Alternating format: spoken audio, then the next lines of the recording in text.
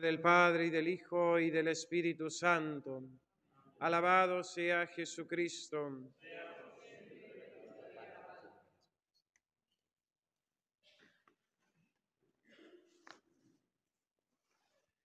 La religión del hombre moderno se fundamenta en el sentimentalismo religioso, haciendo del propio yo, de las propias percepciones, ideas y sentimientos, un superdogma que desfigura la verdad de la fe católica y la imagen de Dios, fabricando un ídolo, un Dios a la propia medida y antojo.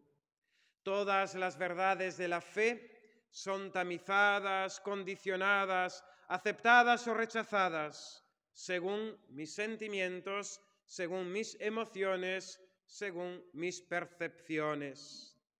Así comprendemos que para una gran mayoría, incluso dentro de la misma Iglesia católica y entre sus pastores, se diga que todas las religiones tienen igual valor, que todas las religiones tienen igual valor, porque lo importante no es la verdad, sino la intención, la actitud, los sentimientos de quienes las practican. No nos extrañe oír incluso en las voces de los pastores aquello de si se aman, ¿quién soy yo para juzgarlo? La religión se vive como una forma de ser buena persona, de trabajar o más bien desear la paz rechazando la violencia, de fomentar lo que une a los hombres, del cuidado de los pobres, incluso del mismo planeta y cosas semejantes. Un buenismo, una fraternidad humana, pero no una religión, no la verdadera religión. Se vive la religión como un mecanismo de autoayuda para vivir en paz, para encontrar esa tranquilidad de conciencia e incluso para asumir la propia condición frágil de nuestro ser, junto con el dolor, la enfermedad o la muerte. Por eso la filosofía moderna ha rechazado la religión, se ha mofado de ella, porque va en contra de la razón, porque ya no habla de verdad, sino de sentimientos. No utiliza la razón, sino que fundamenta todo en la experiencia subjetiva de la persona. En definitiva, la religión del hombre moderno se ha convertido en un refugio, en un consuelo, en una seguridad, sinónimo muchas veces de cobardía, de temor de afrontar la realidad fuerte, dura de la vida y de la misma muerte, de la posibilidad de dejar de ser, de existir. Una religión del sentimiento que es un ansiolítico y una droga para aplacar la inquietud y la desesperanza ante la realidad de la muerte, del no ser. Pero lo que salva, mis queridos hermanos, es otra cosa. Lo que fundamenta la verdadera religión es distinto del sentimiento humano. Es la verdad de Dios que se ha revelado en Cristo Jesús nuestro Señor. Lo que nos salva es aceptar esa verdad y vivir conforme a ella. La verdad de Dios, toda la verdad y cada una de las verdades que se desprenden del dogma católico. Al hombre moderno le repugna la idea del juicio y la verdad acerca de Dios remunerador. Estudiábamos en el catecismo cuando niños: Dios es nuestro Padre que está en el cielo, creador de todas las cosas, que premia a los buenos y castiga a los malos, que premia a los buenos y castiga a los malos. Dios es remunerador, no es indiferente ante el bien y el mal que podamos realizar. La parábola de hoy del deudor injusto nos recuerda la verdad acerca del juicio de Dios, del juicio particular que en la hora de nuestra muerte ha de hacernos presentarnos delante de Dios para dar cuentas de nuestras obras, de nuestra vida, y así recibir el premio o el castigo correspondiente. En el Santo Evangelio, en toda la Sagrada Escritura, pero centrémonos en el Evangelio, nuestro Señor Jesucristo enseña abundantemente la verdad acerca del juicio, de la rendición de cuentas.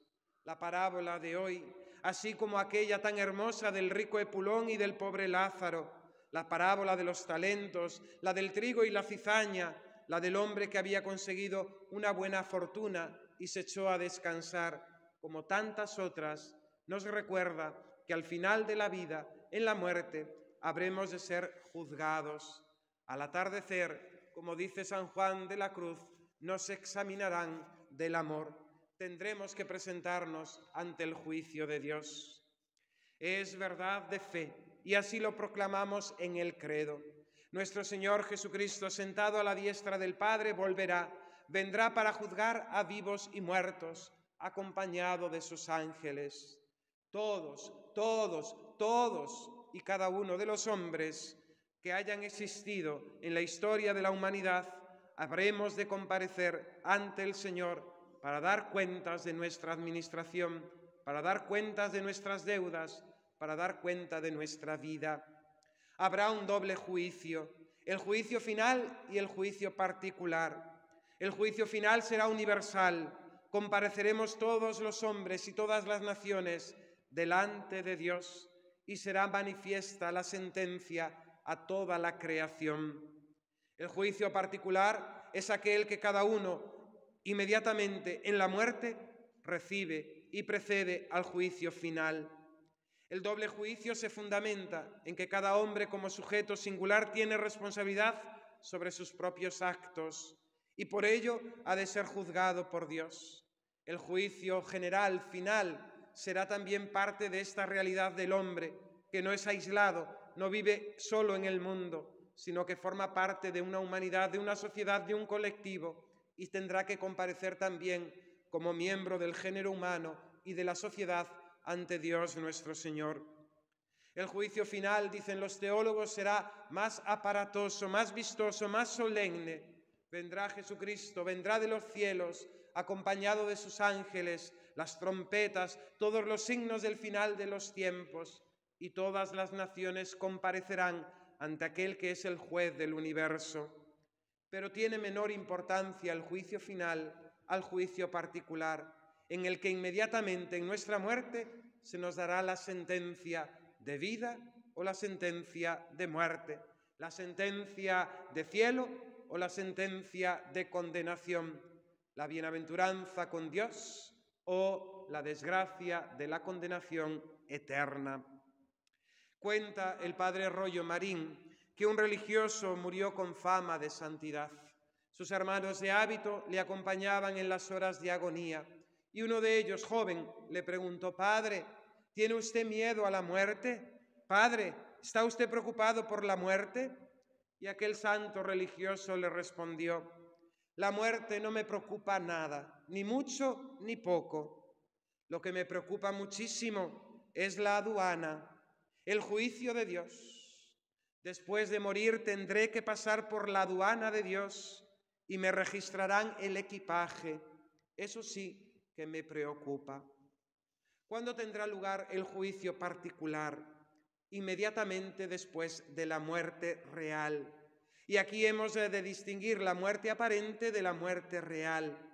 La muerte aparente es aquella cuando desaparecen las señales o manifestaciones externas de vida, cuando la persona deja de respirar, su corazón deja de palpitar y su cerebro deja de tener actividad. Muerte aparente, porque no es la muerte real. La muerte real es aquella cuando se separa el alma de nuestro cuerpo y ocurre después de la muerte aparente. Dicen los teólogos que esta muerte real puede procesarse en un periodo de tiempo incluso de 2 horas. De ahí la costumbre y la gravedad que tenemos como responsables de la salvación de nuestro prójimo, de que si se da una muerte repentina y no se han recibido los sacramentos, hemos de avisar al sacerdote para que subcondicione, bajo condición, si el muerto todavía vive, si su alma está unida todavía a su cuerpo, pueda recibir los sacramentos, la absolución sacramental subcondicione y el sacramento de la extrema unción. Mucho más este, que no requiere por parte del supuesto difunto ningún acto más que esa atrición de sus pecados, esa atrición interna de los pecados. Y esto nos lleva también a recordar la obligación que tenemos para con los nuestros en los momentos de enfermedad y de ancianidad, de ayudarles a que reciban los sacramentos. Muchas veces esos respetos y temores humanos nos llevan a diferir la hora de llamar al sacerdote, sorprendiéndonos la muerte y muchas veces no teniendo remedio, privando a los nuestros que están bajo nuestra responsabilidad o a los que le debemos caridad, los sacramentos de la Iglesia para alcanzar la vida eterna y el perdón de Dios. ¿Quién comparecerá ante el juicio de Dios? Pues todos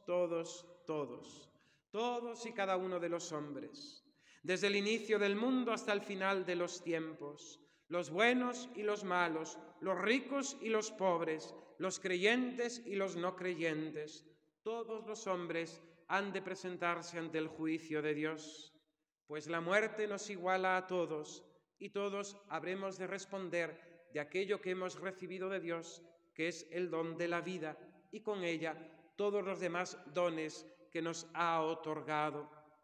¿Dónde será ese juicio particular? ¿Cómo ocurrirá? El lugar de la muerte será el lugar también del juicio. Allí donde ocurra nuestra muerte, allí mismo seremos juzgados. El juicio consiste en comparecer ante Dios, y Dios está absolutamente en todas partes. Por tanto, no hay viaje alguno, ni transmigración de las almas, ni cosas por el estilo.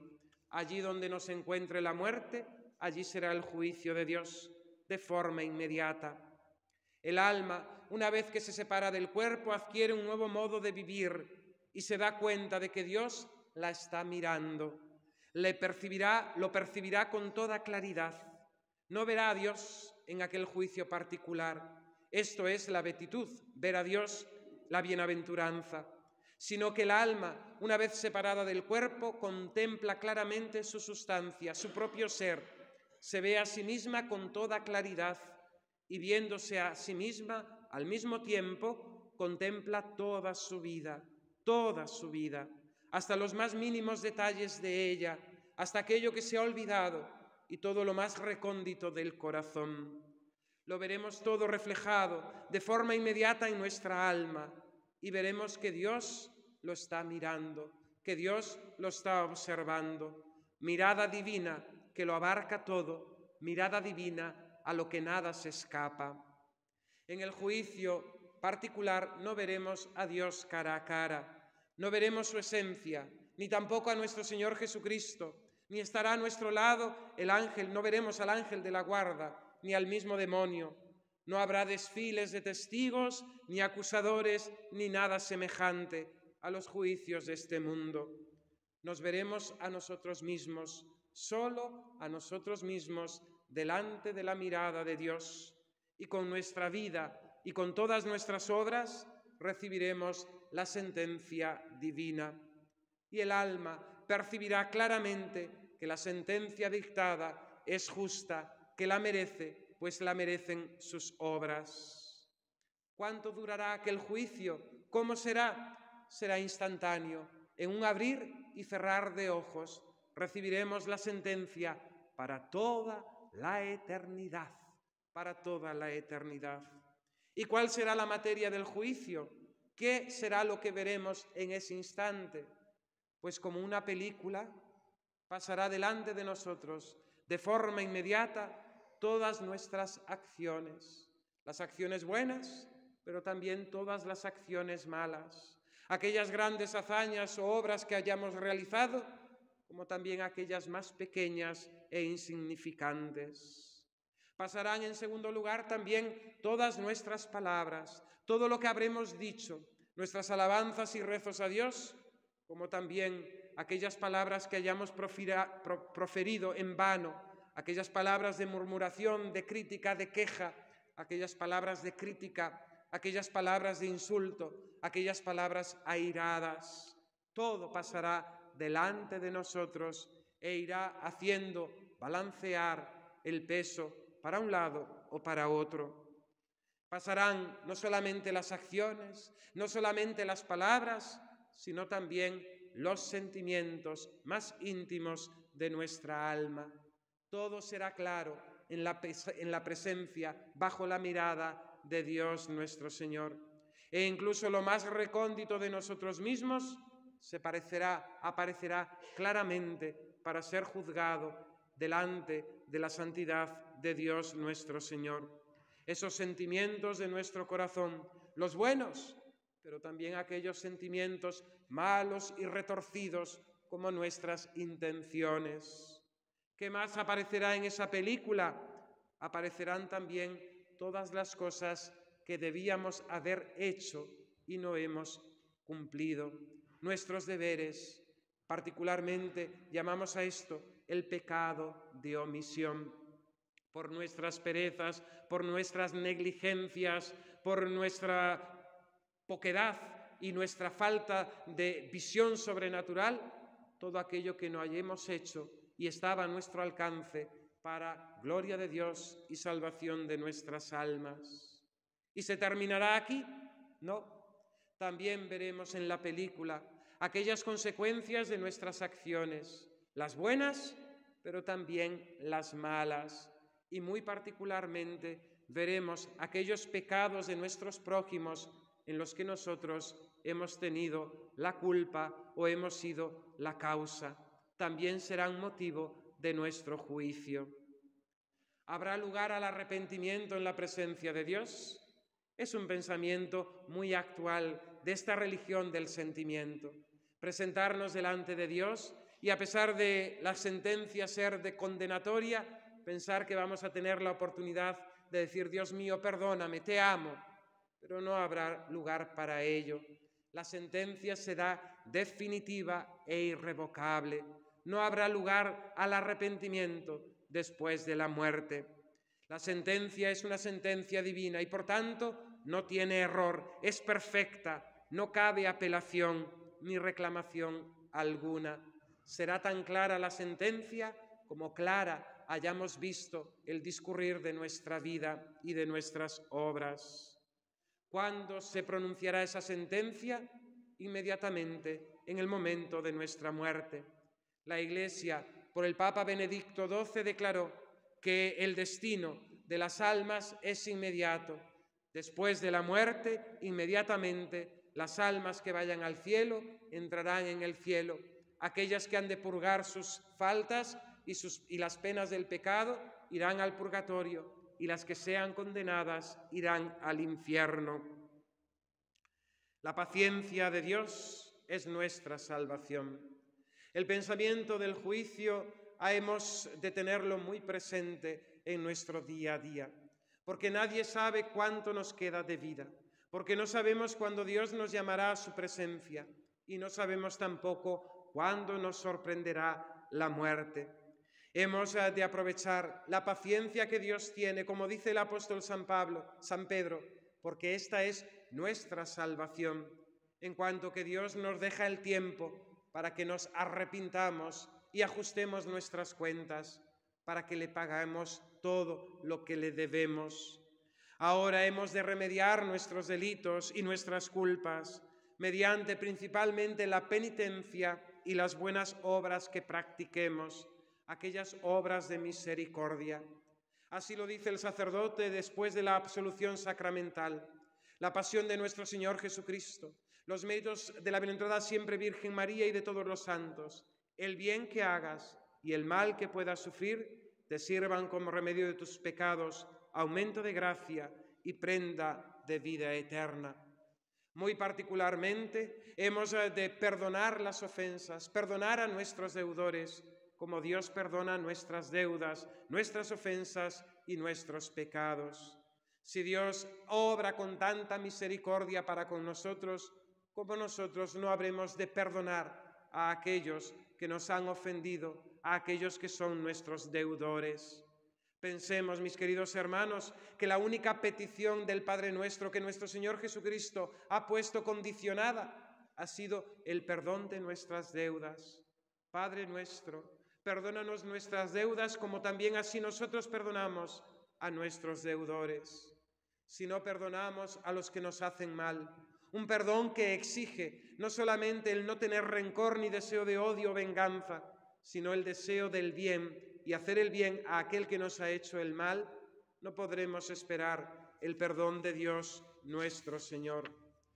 Hemos de aprovechar el tiempo que Dios nos regala, su paciencia para con nosotros. Hemos de odiar y detestar el pecado.